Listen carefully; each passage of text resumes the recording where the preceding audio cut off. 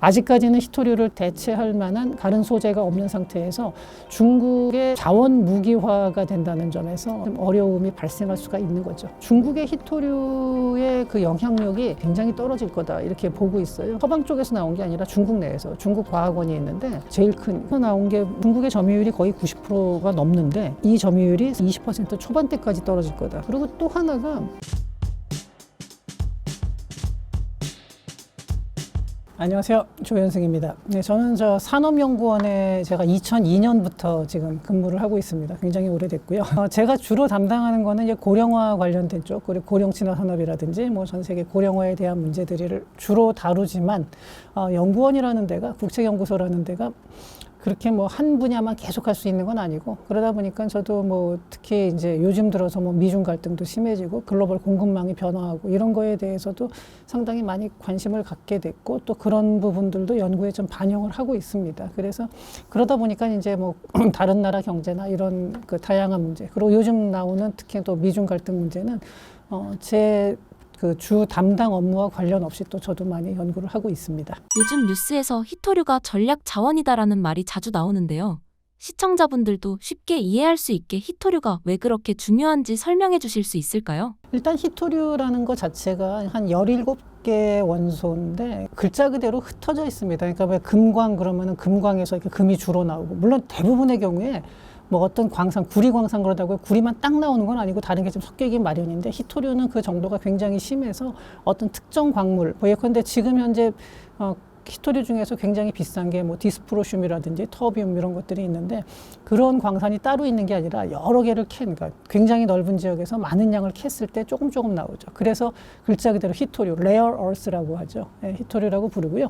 히토류를 크게 경히토류하고 중히토류로 나누죠. 그래가지고 경히토류는 좀 양도 많고 가격도 좀 쌉니다. 대표적으로 세륨 같은 경우는 매장량이 거의 구리하고 비슷한 수준으로 많아서 가격이 이제 비싸지 않고 근데 이제 비싼 거는 이제 중히토류 쪽에서 아까 제가 말씀드린 디스프로슘이나 터뷴 같은 건데 이게 용도가 조금 달라요. 경히토류가 제일 많이 쓰이는 거는 우리 그 핸드폰이나 뭐 TV 같은 데 보면은 그 디스플레이에서 화면을 좀 더 밝게 한다든지 이런 걸로 쓰고 그 다음에 뭐 배터리나 자석에도 쓰이는데 그 좀 더 고온에 견디고 좀 더 자력이 강한 거는 중히토류 쪽입니다. 그래서 거기에 이제 첨가물이죠. 디스프로슘하고 뭐 많이 이제 좀 귀에 익은 게 뭐 스칸듐이나 이튜듐 이런 것들은 좀 아마 귀에 익었을 수도 있고요. 근데 저도 이 히토류라는 것 자체가 워낙에 이제 글자 그대로 히토류다 보니까 사실은 이렇게 그 광물들을 쭉 보면은 발음하기도 좀 힘든 광물들도 많이 있습니다. 근데 중히토류 중에서 이게 많이 쓰이는 게 뭐 전기차 같은 경우 그 모터는 상당히 고온에 대한 내성이 있어야 되고 또 자력도 강해야 돼요. 이런 데에 많이 쓰이고 그 다음에 전투기 엔진 그리고 이 군사 무기 같은 경우도 같은 무게에서 강도를 훨씬 높이는데 주로 중히토류가 많이 쓰이고요. 위성 쏠 때도 이 히토류가 많이 들어갑니다. 현재 중국이 전 세계 히토류 생산의 거의 대부분을 쥐고 있다고 하는데 이게 세계 경제나 안보 측면에서 얼마나 위험한 상황인가요? 사실 이게 이제 원래는 미국이 히토류를 많이 생산했었죠. 한 80년대까지만 해도 미국이 전체 히토류의 뭐 거의 한 60% 가까이로 추정이 돼요. 그 정도로 이제 했었는데 히토류라는 게 아까 말씀드렸다시피 워낙 넓은 지역에서 많은 양을 이제 해서 추출을 하다 보니까 주변에 환경 오염도 심하고 할 때 그 시기쯤에서 이제 중국에서 해외 광산들을 많이 개발을 하면서 또 중국 내에 자체 매장량도 많죠. 그래서 히토류를 갖다가 이제 집중적으로 생산을 하기 시작하니까 그 당시에 덩샤오핑이 이제 개방을 하면서 그런 얘기를 했거든요. 중동에는 석유가 있지만 우리에게는 히토류가 있다. 그러니까 지금같이 뭐 이렇게 전기차 배터리 이런 게 있을 거라는 걸 정확히 다 예측하지는 못했겠지만 자원의 중요성을 알았던 거죠, 덩샤오핑이. 그러면서 이제 히토류 개발에 상당히 박차를 가했고 미국 입장에서는 그러다 보니까 더 값싼 히토류가 들어오고 그 다음에 미국 내에서 하려고 그러면 환경 문제라든가 이런 것 때문에 비용이 엄청나게 올라가요. 그래서 이 부분을 갖다가 미국에서 대부분 포기를 한 거죠. 네, 그러면서 이제 중국이 지금 압도적으로 올라왔는데 지금 전 세계 뭐 정제해서 판매하는 걸로 따지면은 중국이 전 세계 시장 점유율이 한 90%까지 가고 있는데 90%를 넘은 걸로 알고 있어요. 근데 여기서 이제 미중 갈등이 생겼을 때도 그렇고 이번에 중일 갈등에서도 그렇고 항상 보면 중국이 꺼내는 카드가 우리가 히토류를 공급하지 않겠다. 이렇게 되면 첨단 산업에서는 엄청난 타격이 오는 거거든요. 그러니까 아직까지는 히토류를 대체할 만한 그런 다른 광물이 없는 상태, 다른 소재가 없는 상태에서 중국의 말하자면 좀 강력한 지화가 된다는 점에서 이런 점에서 세계 공급망에 좀 어려움이 발생할 수가 있는 거죠. 원래는 미국도 히토류를 많이 생산했다고 들었습니다. 그런데 왜 지금은 중국이 독점하게 된 건가요? 저걸 좀 더 자세히 설명을 드릴게요. 그러면은 첫 번째는 그러니까 이유가 환경 문제하고 채산성이에요. 그러니까 환경이 일단 많이 오염이 되는 것도 있고요. 그 대표적으로 지금 캘리포니아의 마운틴 패스 광산이라는 게 있거든요. 지금 현재 미국에서는 유일한 광산입니다. 히토류 광산 중에서는. 근데 이게 원래는 과거에는 정말 세계적으로 히토류를 여기서 주로 제일 많이 나는 게 유로품이라는 건데 유로품이라는 걸 전 세계에서 거의 독점하다시피 하고 막 이랬었어요. 근데 이러다가 이게 여기서 이제 뭐 방사능 물질도 많이 나오고 오염 물질이 많이 발생하니까 2002년도에 광산이 폐쇄가 됩니다. 그러니까 미국에서는 그 환경 기준을 다 맞추고 하려고 그러면 도저히 채산성을 못 맞춘 거였죠. 그랬는데 이게 이제 중국과의 갈등이 생기면서 2017년에 재가동을 시작을 했죠. 그러니까 마운틴 패스를. 그러고요. 그때까지만 해도 미국 외에도 핀란드에서도 히토류 생산 많이 했었어요. 근데 90년대 후반에 중반인가 후반인가 들어오면서 핀란드도 그런 환경 문제가 발생을 하고, 그러니까 이 광산은 히토류뿐만 아니라 구리건, 금이건 뭐든지 다 환경 문제가 발생을 해요. 근데 그런 상황에서 중국에서 이제 그걸 싸게 가지고 오니까 다른 데가 다 무너진 거였죠. 그래서 이제 그 과정에서 특히 중국이 WTO 체제에 이제 90년대 후반에서 2000년대 초반에 본격적으로 세계 공급망 체계에 들어오게 되고 그러면서 그러면은 이게 어떻게 보면 좀 비윤리적일 수도 있고 뭐 하긴 하겠지만 약간 더럽고 위험한 일은 그럼 중국에 맡기면 되겠네 이렇게 된 거죠. 근데 그게 지금은 오히려 거꾸로 발목을 잡고 있는 거죠. 박사님께서 하신 말씀 중 이게 단순한 기술 문제가 아니라 환경 오염을 감수하느냐 안 하느냐의 문제라고도 하셨는데 이 부분을 조금 더 쉽게 풀어주실 수 있을까요? 왜 사람들이 환경 문제 그러면은 아니 뭐 환경 문제 그럼 되게 막연하죠. 뭐가 있을 것 같다 그러면은 이걸 조금 더 자세히 설명을 드리면요. 이게 채굴하고 정제하는 과정에서 일단은 히토류가 들어가 있는 그 땅에 보면은 토륨이나 우라늄이 섞여 있는 경우가 많아요. 그 소량이긴 하지만. 근데 이게 광산이라는 게 있잖아요. 막 땅을 파내면은 거기서 분진이 엄청나게 나오거든요. 그럴 때 이게 이제 그 방사능 물질들이 주변에 쫙 퍼지는 거죠. 그러니까 중국에서도 히토류 광산 주변에 보면은 그 굉장히 그 건강에 이제 주민들이 여러 가지로 뭐 암에 걸린다든지 이런 굉장히 위험한 요소들이 많이 있고요.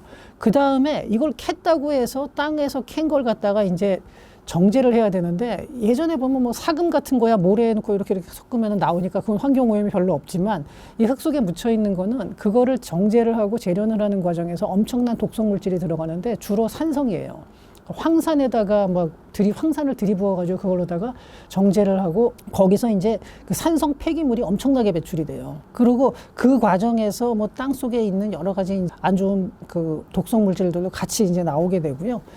그러고 나서요. 이게 이제 산성 물질이다 보니까 그걸 다시 중화를 시키려면 염기성 물질을 또 넣어야 돼요. 수산화나트륨을 또 잔뜩 거기다가 이제 집어넣는 거죠. 그러니까 산성 폐기물, 염기성 폐기물 아주 독성 물질들이 계속 나와요, 거기서. 그러니까 어마어마한 양이 나오는데 요거를 갖다가 다시 중화를 시켜서 내보내야 되는데 이 비용이 사실 상당히 이제 들어가야 되는 건데 중국에서는 조금 이제 그런 부분에서 환경 규제가 약하기 때문에 아무래도 좀 주변에 좀 이렇게 오염이 많이 생기는 거고요. 어느 정도로 얘기를 하냐면요. 1톤의 히토류를 분출하는 과정에서 황산이 6만 3천 세제곱미터. 그러니까 이게 어느 정도인지 모르겠어요. 저도 그 양이라는 게 도저히 이거는 제가 뭐 그쪽 광산업계에 있는 사람이 아니라서 이 얼마나 되는 건지 모르겠는데 잠깐 1톤이라는 게 물론 많은 양이긴 하지만 그걸 할 때 이 나오는 배출량이 뭐 거기다가 독성가스가 이렇게 나오고 그다음에 20만 리터의 산성 폐기수가 발생한다. 이렇게 얘기를 하거든요. 20만 리터면은 그 어마어마한 양이잖아요. 근데 1톤 생산하는데 그 정도니까 지금 전 세계에서 쓰는 히토류를 다 생각을 해본다 그러면은 이 폐기물이라는 게 엄청난 거죠. 그래서 이거를 갖다가 이제 그대로 이제 뭐 이렇게 땅에 흘려보낸다든지 하면 그 주변이 완전히 황폐화가 되는 거죠. 이런 상황에서 한국재료연구원이 희토류 없이 자석을 만드는 기술을 개발했다는 소식이 나왔습니다. 이 기술이 왜 그렇게 주목받는 건가요? 사실은 희토류가 이제 대체제가 제가 아까 없다 그랬지만 아예 없는 건 아니고 그 대체 소재들이 있기는 있어요. 희토류뿐만 아니라 광물들의 대체 소재가 있는데 문제는 그게 이제 좀 성능이 많이 떨어지고 더 비싸요. 이제 희토류 같은 경우는 지금 이제 자석에 희토류가 상당히 많이 들어가는데 그 전에도 무희토류 자석이 있기는 있는데 이게 자력이 약해요. 그래가지고 자동차 엔진이나 이런 데는 잘 못 들어가요. 근데 요번에 이제 재료연구원에서는 뭘로 만들었냐면 망간하고 비스무스를 이용해서 이 배터리에 이제 들어갈 수 있는 배터리까지는 아직은 모르겠습니다. 이건 아직은 이제 양산 단계가 아니기 때문에 어느 정도까지는 모르겠지만 과거의 무희토류 자석에 비해서는 성능이 훨씬 개선된 이제 자석을 만든 거죠. 그래서 현재 그 노바텍이라는 우리나라 기업인데 여기하고 지금 기술 이전을 진행 중이고 아마 좀 있으면 양산이 될 겁니다. 그러면은 그 자석이라는 게 꼭 전기차에만 들어가는 건 아니고 뭐 굉장히 많은 데 들어가는데 지금까지는 그 희토류를 꼭 써야 했던 거. 그전에는 그냥 무희토류 자석을 쓰는 거의 범위가 지금보다 좀 확장이 되겠죠. 그러면은 지금 우리가 꼭 필요한 중희토류 중에 일부의 수요를 좀 대체할 수 있는 건데 아직 이걸로 이제 완전하게 대체까지는 어렵겠지만 이런 식의 이제 소재 개발이 자꾸 이루어지면은 희토류 의존도가 조금 낮아질 수가 있는 거죠. 희토류 외에 희토류는 아니지만 흑연 같은 경우도 지금 자석에 보면은 이 전기차 하나에 들어가는 흑연의 양이 엄청나거든요. 천연 흑연을 쓰는데 그것도 다 수입을 해서 쓰고 그것도 중국의 그 공급망이 그 압도적입니다. 근데 이게 그 인조 흑연이 있어요. 있는데 가격이 조금 더 비싸고 차에 들어가면 소음이 좀 많아져요. 그래서 이제 안 쓰고 있지만 그것도 계속 기술을 개발해서 가격도 더 낮추고 소음도 더 낮출 수 있다면은 뭐 장기적으로는 그것도 이제 어느 정도까지는 대체가 부분 대체는 가능할 수 있겠죠. 네, 이런 식으로 계속해서 이제 전 세계가 다 같이 대체 소재를 개발하고 있는 중이고 일본에서도 많은 성과를 내고 있고요. 예, 그래서 이렇게 된다 그러면은 이제 중국의 의존도를 조금은 낮출 수 있을 거로 생각이 됩니다. 그렇다면 이 기술이 바로 상용화돼서 중국의 희토류 독점을 깨는 게임 체인저가 될 수 있을까요? 일단은 아직까지는 그 천연 희토류를 완전 대체할 만한 성능과 가격이 안 나온다는 거죠.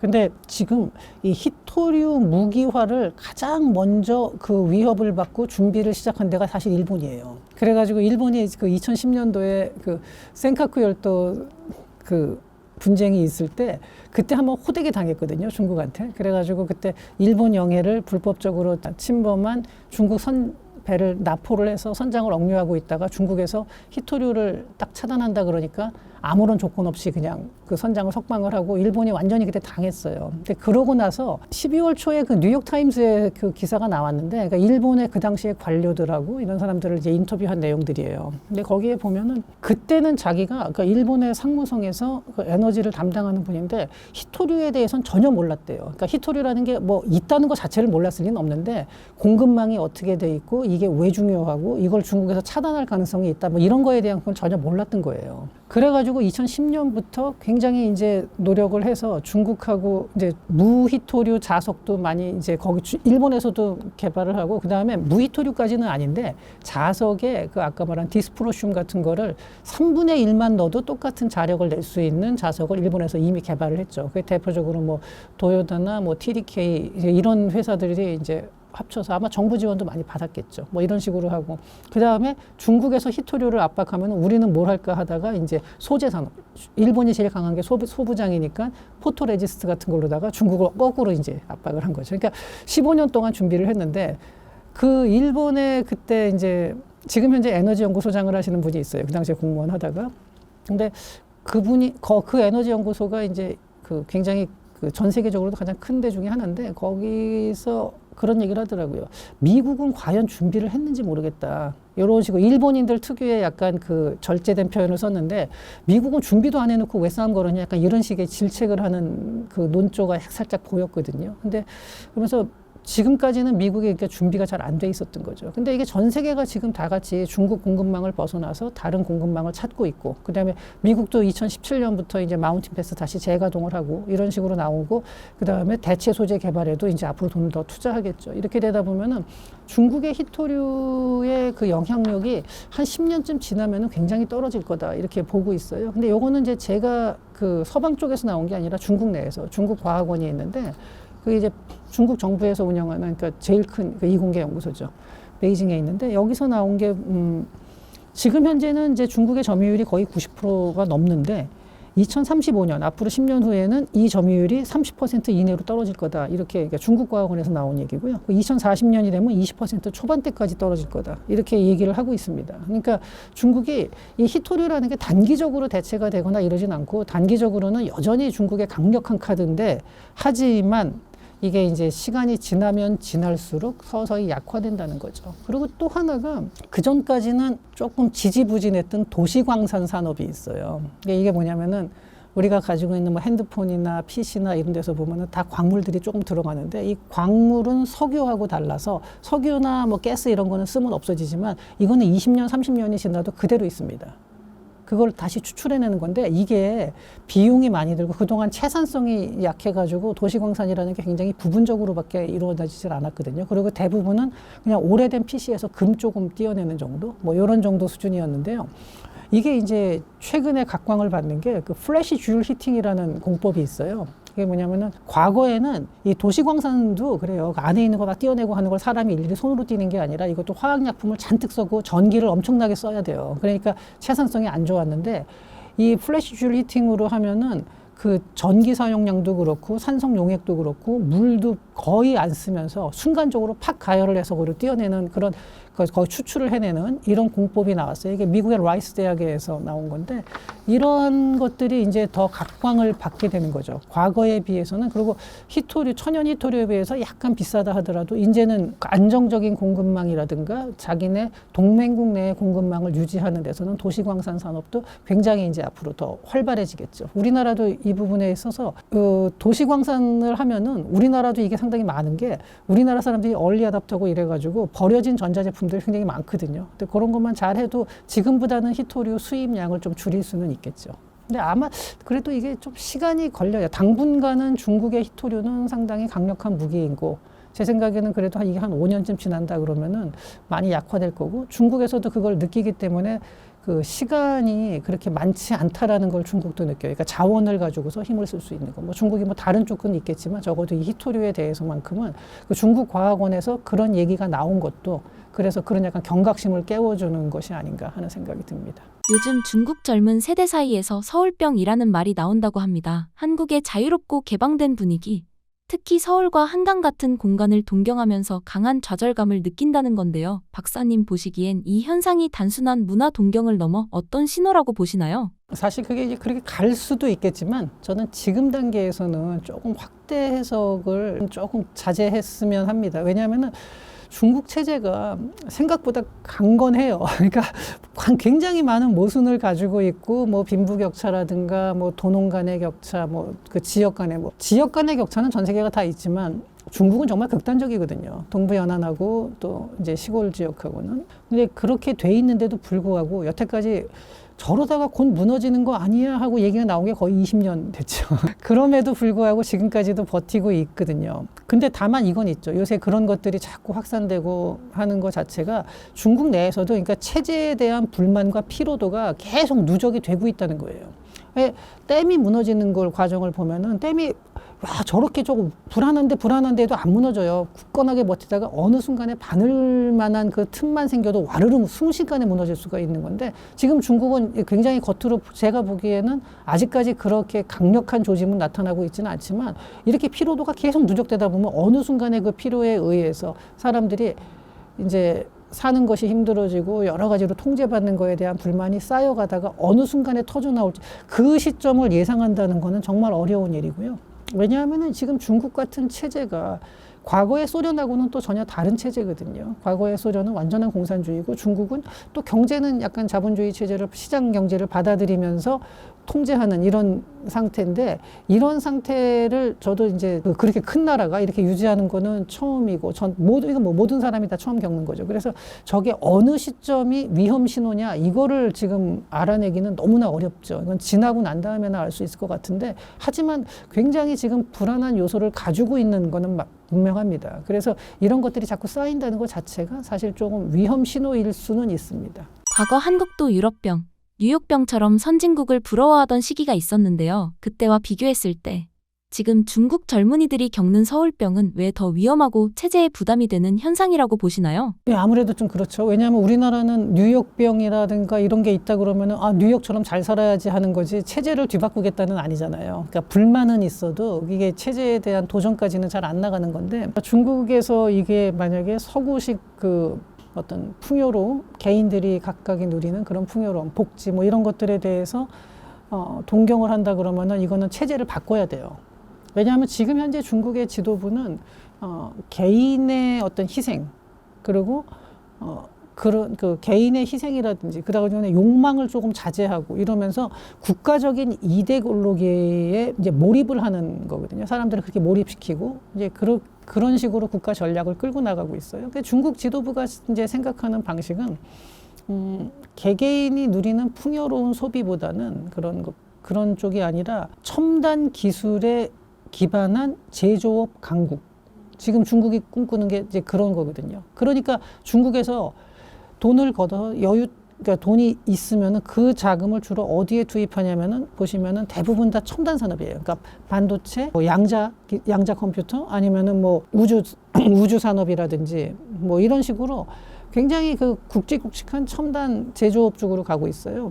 그래서 과거에 바이든 대통령 시절에 미국 국가안보회의에서 아시아를 선임국장을 하셨던 메데이로스라는 분이 있는데 그분이 지금 조지타운 대학 교수죠. 근데 그분이 쓴 글에 기고를 한 글에서 보면은 중국 지도부는 과거에 지금 말고 이제 과거의 독일 딱 보면은 기술력으로 제조업으로 앞서가는 그러니까 소비를 사람들이 막 하고 이렇게 미국처럼 저렇게 좀 전체적으로 풍요로운 것보다는 딱 어떤 절제된 개인들의 욕망이 절제되고 거기서 국가 단위의 아주 첨단 산업을 국가 경제를 주도하는 이러한 모델을 가장 이상적인 모델로 보고 추구하고 있다. 그 과정에서 개인의 희생은 어쩔 수 없는 거고 그렇기 때문에 중국에서도 지금 뭐 부동산이나 이런 걸 다 억제를 하잖아요. 사교육은 아예 없앴죠.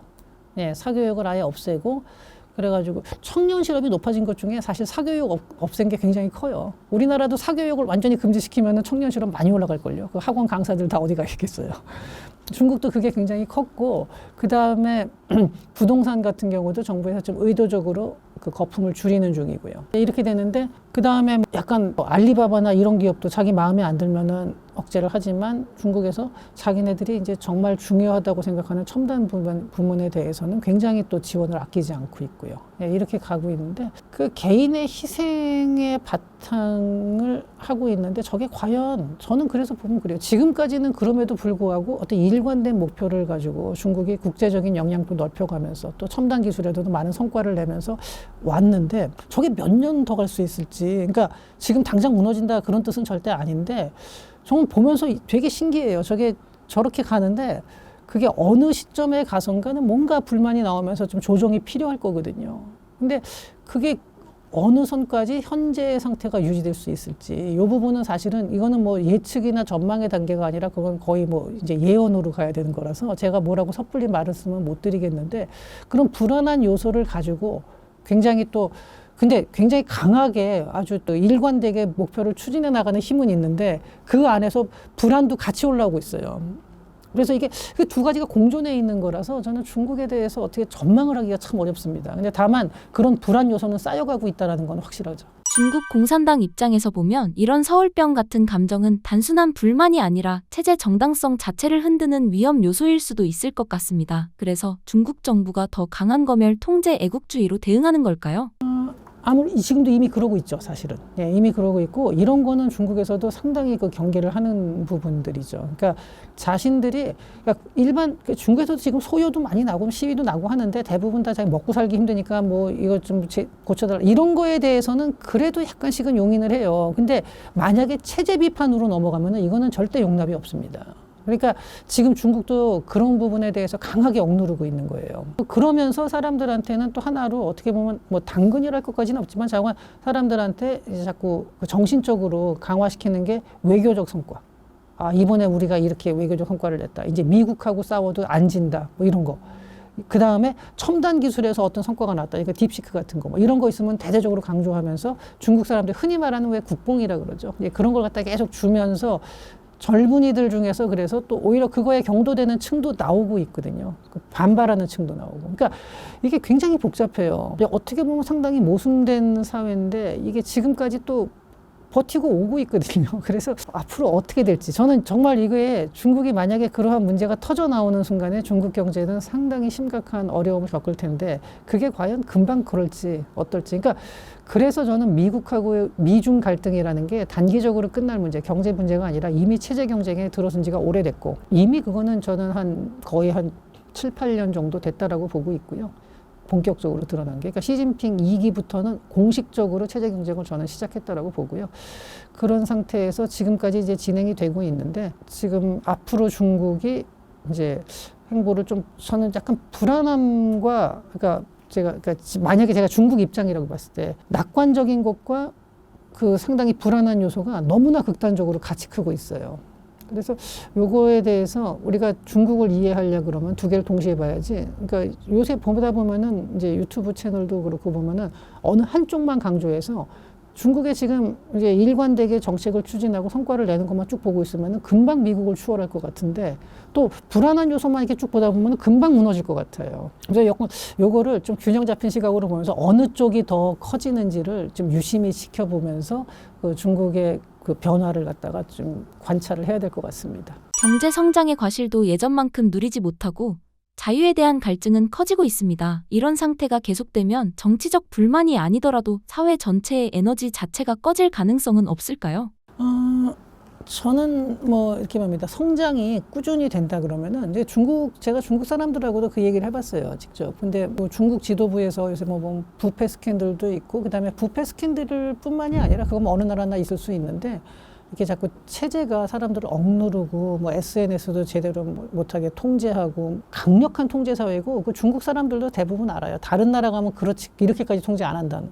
아니 전 국민의 안면 인식을 통해서 국민들을 다 통제하는 이런 나라가 많지 않잖아요. 그 중국인들도 모르는 건 아닌데 근데 거기에 대해서 중국 사람들의 답이 뭐냐면은 그 사람들이 위에서 아무리 많이 뭘 부패를 하건 그런 통제를 하든 간에 내 삶이 지금보다 나아지면 나는 그냥 오케이. 이렇게 본다는 거예요. 근데 그게 안 되는 순간, 요즘 보면은 그게 좀 불안해졌거든요, 중국이. 그러니까 내수가 굉장히 침체돼 있어요. 수출에서는 성과가 나오고 있는데도 불구하고 이게 굉장히 언밸런스예요. 그런 와중에 이제 이런 체제가 과연 계속 지속될 수 있을지 저는 영원히 지속되는 건 불가능하다고 보고 그 시점이 언제인지가 이제 중요한데 다만 단기간에는 그래도 체제는 유지될 거라고 보고요. 왜냐하면 또 하나는 요새 뭐 시진핑 주석의 그 권력이 좀 불안하다는 얘기도 많이 하는데 그거는 뭐 모르겠습니다만 시진핑 주석이 설령 그 권력을 잃는다 하더라도 그럼 다른 사람이 왔으면은 중국이 정책이 바뀌냐? 그렇지 않다는 거죠. 지금 중국 지도부는 이러한 생각을 공유하고 있다는 거예요. 그래서 이 부분에 대해서는 물론 이제 정도의 차이는 좀 있을 수 있어요. 그러니까 미국도 트럼프 대통령이 바뀌면은 중국에 대한 압박이 줄어드느냐 약간의 차이는 있는데 안 그래요. 바이든 대통령 때도 그 바이든 정부 시절에도 중국에 대한 압박은 멈추질 않았었거든요. 굉장히 그 당시에도 뭐 그 관세를 엄청나게 높게 중국에 매기고 이랬었어요. 다만 표현을 조금 순화시켜서 했을 뿐이죠. 근데 때리는 건 똑같은데 말만 조금 덜 한다고 해서 뭐 그게 큰 차이가 나는 게 아니에요. 그러니까 미중 갈등은 앞으로도 지속될 거고 장기간 갈 거로 저는 생각을 하고요. 중국의 체제가 당장 와르르 무너질 가능성은 높진 않다고 봅니다만 이것들이 자꾸 쌓여가는 거에 대한 그 불안감은 아마 중국에서도 어느 정도는 인식을 하고 있지 않을까 생각합니다.